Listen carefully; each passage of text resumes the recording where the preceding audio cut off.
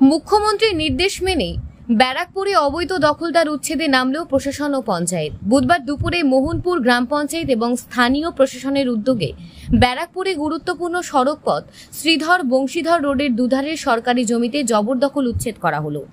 Bulldozer দিয়ে ভেঙে গুড়িয়ে দেওয়া হলো সমস্ত দোকানপাট। এই দিনের উচ্ছেদ অভিযানে হাজির ছিলেন মোহনপুর পঞ্চায়েতের উপপ্রধান নির্মল কর, ব্যারাকপুরের সাব ট্রাফিক গার্ডের ওসি রঞ্জন রুদ্র সহ পঞ্চায়েত ও প্রশাসনের উচ্চপদস্থ আধিকারিকরা। এদিন উচ্ছেদের হাত থেকে রেহাই পায়নি সিপিএম এর দলীয় কার্যালয়। মোহনপুর পঞ্চায়েতের উপপ্রধান নির্মল কর বলেন, রাস্তাটি যথেষ্ট গুরুত্ব আছে, ওটা পলতা স্টেশনে যাবার একমাত্র পথ। তাই সরকারের নির্দেশ মেনে রাস্তার দুধারে সরকারি জমি দখল করে থাকা সমস্ত দোকানপাট ভেঙে দেওয়া হলো। তিনি বলেন, উচ্ছেদ হওয়া দোকানদারদের অন্য কোথাও পুনর্বাসন দেওয়া যায় কিনা সে ব্যাপারে আলোচনা করে দেখা হবে। এটা কি আপনার তো আমার দোকান? আপনাকে আগে নোটিশ দেওয়া হয়েছিল? হ্যাঁ, বলে গেছিল। এখন কি করবেন, কি ভাবছেন? এখন আর কি করবো? এখন চোখের জলে ভাসবো, আর করবো নাকি? কতদিনের দোকান ছিল? মিনিমাম 40 বছর। কোনো আশ্বাস দিয়েছে পঞ্চায়েত তরফ থেকে?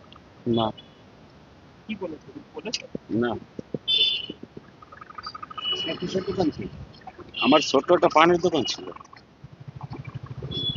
কোনটা? আমার নাম হরিচাঁদ বর।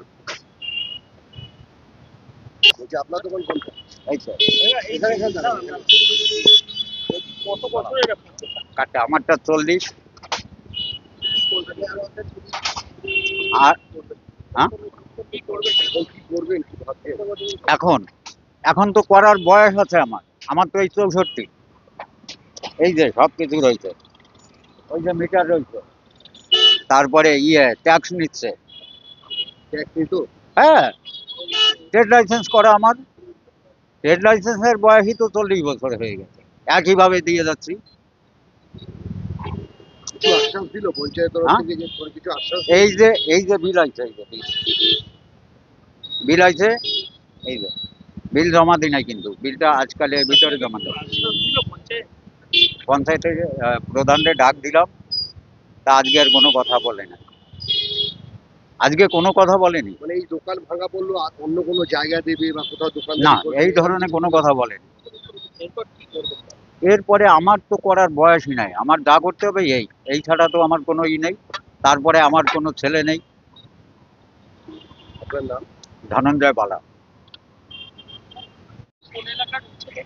আজকে শ্রীধর বংশীধর রোডে আপনারা জানেন সবাই, এখানে একটা Shantinagar boys higher secondary school আছে, Shantinagar girls higher secondary school আছে, পিএন দাস কলেজ আছে। এটা একটা পলতা স্টেশনে যাবার মেইন রোড।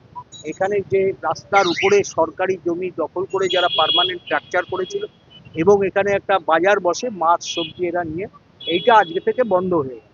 এরপরে আর এখানে মাছ সবজি অন্য কোনো বাজার নিয়ে রাস্তা দখল করে কোনো ব্যবসা চলবে না।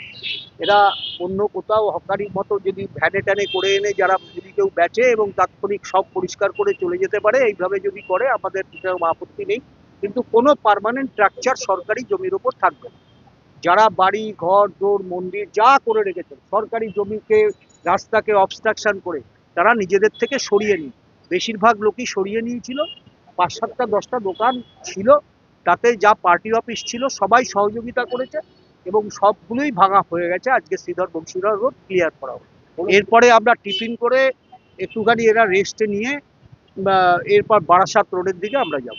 কোনো রকম বিক্ষোভের সম্মুখীন না, কোনো বিক্ষোভের সম্মুখীন হতে হয়নি, সবাই সহযোগিতা করেছে। সাধারণ মানুষ থেকে ব্যবসায়ী যারা আছে, সমস্ত ব্যবসায়ীরা মিলে আমাদের এই পশ্চিমবঙ্গ সরকারের মাননীয় মুখ্যমন্ত্রী যে নির্দেশ দিয়েছিলেন তা সবাই অক্ষরে অক্ষরে পালন করেছে। সবাই মিলে আমাদেরকে সহযোগিতা করে। বাজার দোকান যেগুলো বন্ধ হলো তাদেরকে নিয়ে কোনো চিন্তাধারা করছে পঞ্চায়েত?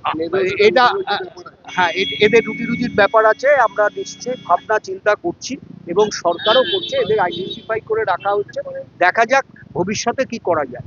কেন সরকারের তো মানে আমরা পঞ্চায়েত এলাকায় থাকি, পঞ্চায়েতের একসঙ্গে কোনো বাজার করার মতো কোনো জায়গা নেই। আমরা তা সত্ত্বেও একটা বিবেচনা করার কথা ভাবছি। আমার বোর্ডে বসে আমরা এটা নিয়ে এদেরকে নিয়ে আলোচনা করে একটা সিদ্ধান্ত নেবো। কিন্তু কোনো এটা জেনে রাখুন, সরকারি রাস্তার ওপরে বা রাস্তার ধারে কোনো ব্যবসা পার্মানেন্ট স্ট্রাকচার করা যাবে না। যে কোনো রাস্তার ওপরে পার্মানেন্ট স্ট্রাকচার করা যাবে না। জল নিষ্কাশনী ব্যবস্থার ওপরে কোনো স্ট্রাকচার করা যাবে না, আমরা সেগুলো ভেঙে দেবো। এটা কি ঠেলা গাড়ির ওপরে করতে পারে? হ্যাঁ, ঠেলাগাড়ির ওপরে করতে পারে, ঠেলাগাড়ির ওপরে করতে পারে। হকারি যেটা বোঝায় সেই হকারির কাজটা এরা করতে পারে রুটির জন্য, তাতে আমাদের বাধা নেই।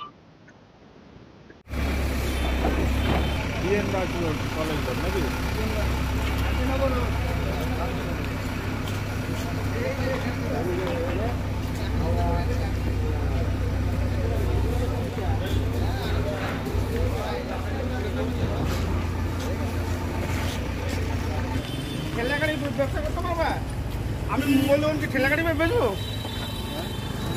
মোবাইল দোকান বিক্রি করবো, ঠেলা গাড়ি বেচবো? যদি রিপেয়ারিং করবো তো কোথায় তুই 5 ঠেলা গাড়ি করতে পারবো? আমি কি করবো?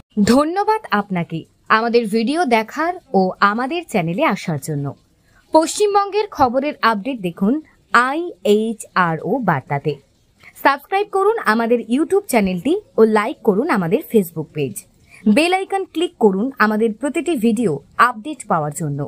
লাইক এবং ফলো করুন আমাদের ফেসবুক পেজটি।